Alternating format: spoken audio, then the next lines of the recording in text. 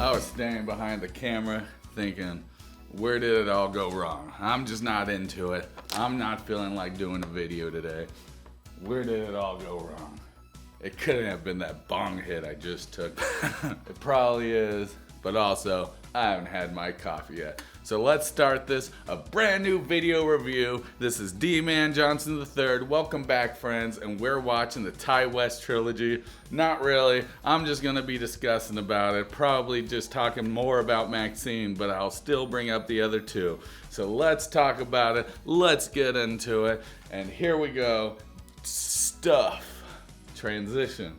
There's nothing to transition to, just transition back to myself. Oh God. Drink your coffee. Alright, there. That's a good enough transition. Gotta open it up for maximum drinkage. Just gonna burn a little. I'll never get rid of the nasally voice though. That's just my trademark.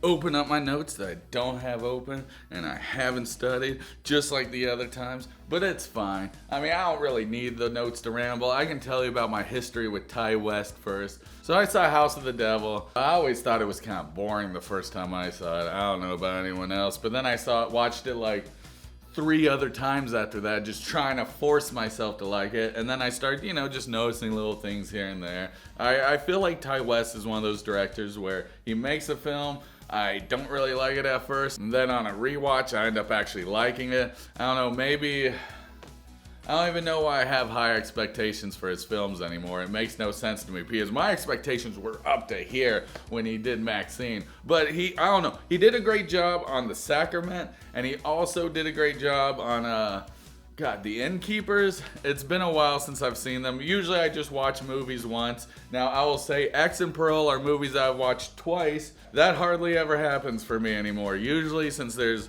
such a huge selection of what to watch, I just go on to the next movie and then, just watch new stuff instead of the old stuff. The only reason why I do that though is because I used to just watch the same 5 movies in circulation over and over and over and over again. Like Evil Dead 2, Dead by Dawn, I can quote every line from it. So after that, I decided to not do that anymore. And ever since I started doing that, now it's a little bit hard for me to rewatch films, especially with the ADD. X, I thought, was an amazing throwback to Texas Chainsaw Massacre and 70s exploitation horror films. That is a weird mouthful to say. I really love the style. The only thing that I hated was the trailer spoiled the entire movie for me. It showed almost every kill from beginning to end, and it was just too much. Like, I went into the movie, and I'm like, okay, that person's gonna die, that person's gonna die, I can tell you how they're gonna die, and then, I don't know, you think I'd learn from this experience, and then I go into Pearl, and I did the same shit. I watched the trailer, and I was obsessed with it. I watched the trailer like 20 times, and then I went into the movie like, oh, that's how that person's gonna die, that's how that person's gonna die, and maybe it sort of spoils the fun. Not sorta, it just really spoils the fun. It kinda sucks. I hate it when trailers do this, but I get it. I guess you just can't show long hallway shots of nothing happening. Hollywood should just go back to making their own fake trailers for movies anymore. Haven't you ever seen the Texas Chainsaw Massacre 3 trailer? It's just Leatherface coming from the water with his fucking chainsaw holding it up. Now that's how you make a goddamn trailer. And that hypes you up. And then there's some, Jason in New York. I saw a Joe Blow video the other day, and they even showed the advertising of like, it wasn't Kane Hodder though, so whatever. He was just standing in the middle of New York not New York, but the skyline, and that was the trailer. Like, yeah, go back to that. Stop spoiling the movie in the trailer, damn it. It pisses me off. So I went into Maxxxine without seeing a single trailer. I made this like my goal. It would come on YouTube, I would just look the other way, walk out the room, do whatever, and I'd see the trailer while scrolling Facebook, and I'd just scroll right past it. So I came into this I didn't even know who was in it. I remember the beginning, I was like, ooh, Kevin Bacon's in it. Cool. I don't know. I thought it was pretty cool. No, what the hell? I didn't think it was pretty cool. That's what you get whenever you don't script this shit out. You just say random bullshit that you don't even mean. And then you watch it later in the editing and you're like, God dang it, it wasn't cool. That was the whole point of this video. You didn't really like it that much. I mean, I was entertained from beginning to end. Kind of in the middle, I got a little bored, but it's just, it was a disappointment. But I felt the same way after watching Pearl, and then on a second rewatch, I started really liking it. So maybe this film will be like that. But upon first rewatch, I did not like it. I mean, I did not, I don't know. Let's go at Letterboxd, see all my scores right quick. Alright, Maxxxine. Oh, need to sit on this for a little. I need to think about it. Yeah, and I still feel the same way. Oh, I gave it a 3 out of 5. Okay, so I was generous. So, I don't know, I guess I was just disappointed. So even though it was a 3, which means on my scale usually means it's a good film, I still felt like I came out disappointed. I guess I don't know what I was expecting. It seemed like this film had a big ass budget. You could see it in or Ty West is just really great with money. It's probably a mixture of both, because you see it in these long shots. She's walking through the 80s LA or 80s Hollywood, and it just looks marvelous. So the lighting's amazing.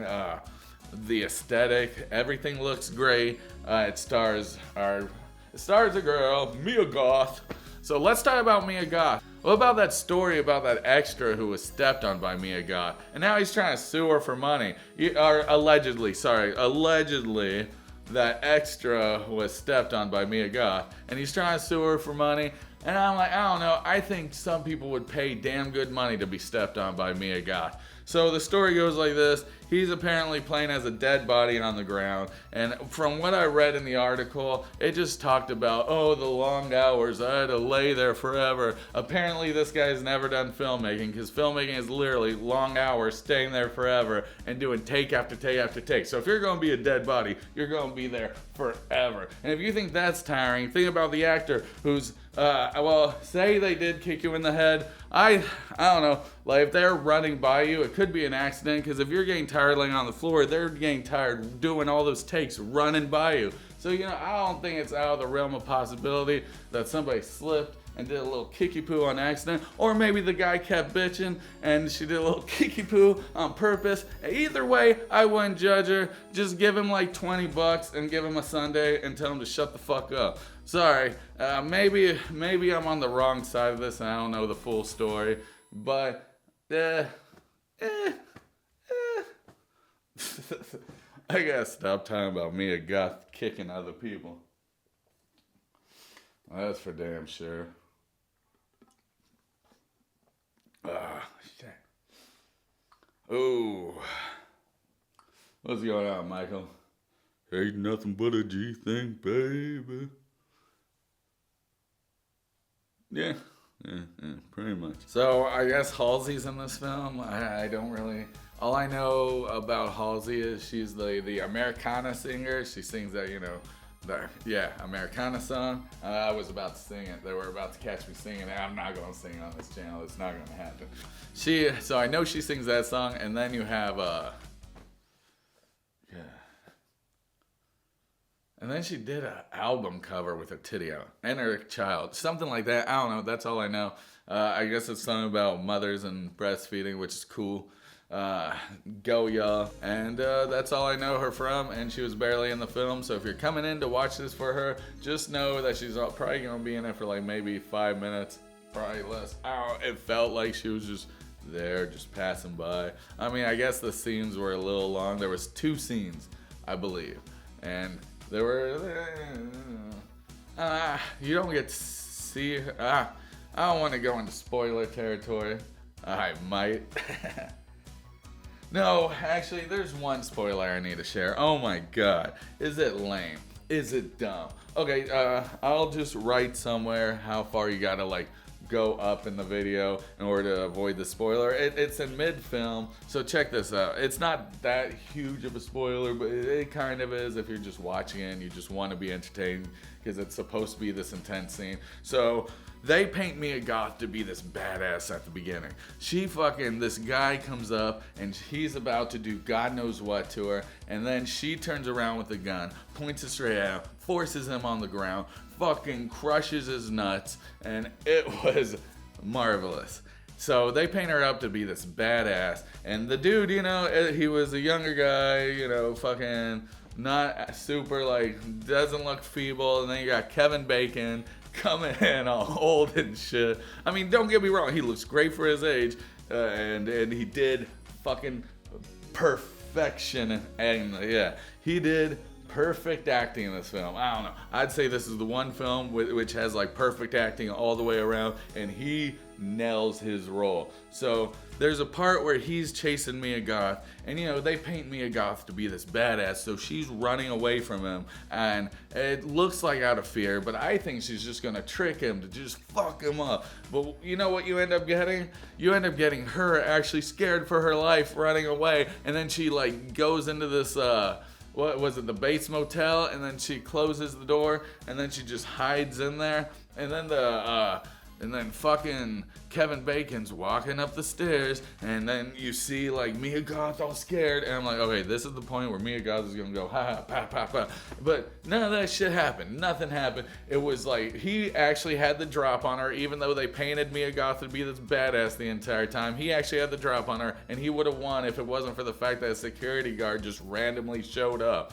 Oh my God, that was so dumb. I don't know why, because they even showed like earlier when she like pulled, like she fucking just started punching his fucking face from the car window, and they paint her out to be a badass, and then he just like chases her, and I'm like, come on, man, I mean, he'd probably be able to kick my ass. I'm not saying that I can beat up Kevin Bacon at all. He could probably kick my ass, and, you know, I'd have it coming. You shouldn't disrespect the Bacon, but still, I don't know. I think Mia Goth could take him, especially if she was as powerful as this role is trying to say that she is. Maybe she's not. Maybe they just painted her up this high for nothing. I hear a lot of people saying that they didn't like the third act. I thought the third act was entertaining. I feel like it was more like the second act, which was entertaining. And then you start thinking about the kills. There could have been more kills. Some people felt like they were just there to be killed. The film just felt messy. It had no real structure, but maybe that's what makes these films work on a second viewing, is that you know what to expect without the structure. And because you don't need to write in structure, you should just write whatever the fuck you want to write. It just feels like a weird mishmash of shit. I just can't explain like why I feel the way I feel about this film. Maybe I am. I don't know. Maybe I'm doing it. It just feels wrong. Like you have the first film. It feels like it has a clear idea of what it wants to be. Then you have the second film, and then the third film. Maybe he grew up in the 80s and he just wanted to have too much 80s. I don't know, how old is Ty West? Fuck, that's some shit that I should look up before this. This isn't really an informational channel. It's just me babbling about movies because that's all I want to do. So, what went wrong? What went wrong? You tried to add too much of this, too much of that, too much of this. But the third act I thought was alright. Everybody says that, you know, they didn't like it. I mean, I thought, how else are you gonna end it? Like, maybe it's too obvious. I don't know. I didn't really think that it was obvious, but then again, you know, I'm like the biggest idiot when it comes to films. I'll be watching Giallo films and they'll show the killer and I'll literally be like, wait a second, who the fuck is that guy? And then they'll explain who it is and I'll be like, I still don't know who it is. And then I'll watch the film like again and it'll be like some flower shop owner that you see in one scene just fucking packing letters and nothing suspicious about him, just some like random side person who's hardly ever talked about, brought up, and it's just like, oh, I knew all these people from the beginning. They were my uncle's aunt and they killed blah blah blah. Oh my god. Let's put on those fucking leather gloves. So this felt like a Giallo film. I guess that's why I started talking about Giallo films. Is it Giallo? Is Gialli? What the fuck, man? That fucking Joe Bob episode fucked me up when he started calling it Gialli. This film had some great cinematography. The acting was top notch. It just, something about it just didn't hit with me. I don't know. Maybe my expectations were too high. I thought this film was going to be lightning in a bottle. Maybe I expected too much. especially since I didn't see any of the trailers. I came in with no knowledge of anything except for like a few photos, knowing that was going to be about Maxxxine and in the 80s. Well, obviously it was going to be about Maxxxine. They had a few cool throwbacks to Pearl. I remember when she was walking out from the audition, there was literally a sign talking about X Factor. X gonna give it to you. Okay, so my last note, theater etiquette? Theater etiquette. Let's do it. Fuck those people in the theater behind me. Oh my god, so we were sitting down, it was at the end of the movie, and then these people started talking right behind us, and in my head, I was like, oh my god, tell them to shut the fuck up, shut the fuck up, shut the fuck up, and then they just kept doing it, so I just kept getting angrier and angrier, because at first I think I was like, tell them to may y'all please keep it down, but then towards the end, I was literally, just like I said, shut the fuck up. Oh god. And then by the time I was about to say something, they stopped talking, and then I had to watch the rest of the ending just angry. I was like, I should have said something earlier. God dang it. But it's too late now. Now it would just be weird. I would just turn around after they stopped talking and be like, would y'all please shut the fuck up? And then they'll be like, we did. And I'll be like, well, good. And then there's other people in the theater. God, how do people go in the theater and just start fucking talking at the end? It's so rude. Like, I don't know. I don't go out all the time. And when I do, I like to have a good time and not be disturbed by other people. Okay, I can handle a crying baby at the restaurant. I don't know. Maybe as a parent, you just tune it out. So I can handle that. I just feel bad for the parent. I feel like they probably feel like they're annoying everybody else, but really they should be able to go out and have a good time. Oh, God. We got slushies for everybody. We got, oh, that's the funny part. Hello, may I please get 2 adult tickets and 1 child ticket for Maxxxine with 3 X's? I don't know if I'm a great parent or a horrible one. My daughter seemed to like the movie, though. She gave it a good thumbs up. In the middle, she said it was boring, though. At the same time, I thought it was boring. But then, after the movie was over, I asked her what she thought, and she said she loved it. She was like, I loved it. It was great. I can't wait to go see Longlegs with you next week. Oh, speaking of that, we'll be doing that, probably. I just fucking mumbled about theater etiquette, man. It's just so damn rude. So damn rude. What would you do if you caught people doing that in theaters? Hey, you're not saying anything.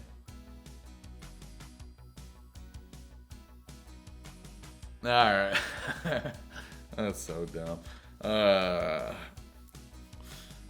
Maxxxine. Overall, it was a little disappointing. I just need to still sit on it. So maybe I shouldn't have done a video at all. But I feel like doing this video, I got to think about it more. I got to talk about it. I wrote a few notes, nothing too much, because that's really what I felt. But I wasn't really watching the video to make content, so I don't make notes during the film. I just wait till afterwards. Maybe later if this channel gets more subscribers. Oh, I'm on a mission to get 20 subscribers this week. 2 weeks in the next 2 weeks. Yeah, if I could just go up to 20, I think we're at 12. That would be cool. That would be neat. I would greatly appreciate it. I'm on my way to 100 by the end of the year. But not like 100 just subscribers of people who won't watch your shit. I want 100 people who will watch it and watch the movies with me, and then we can talk about the movies and we can just have a good old time. Yeah, do some Discord shit, play some video games. Yeah. Let's do the stupid outro. This is Dee Man Johnson III. This is way too damn small. And I'm proud of you, and you're doing great, so just keep it up, y'all. Wah, wah, wah, wah, wah.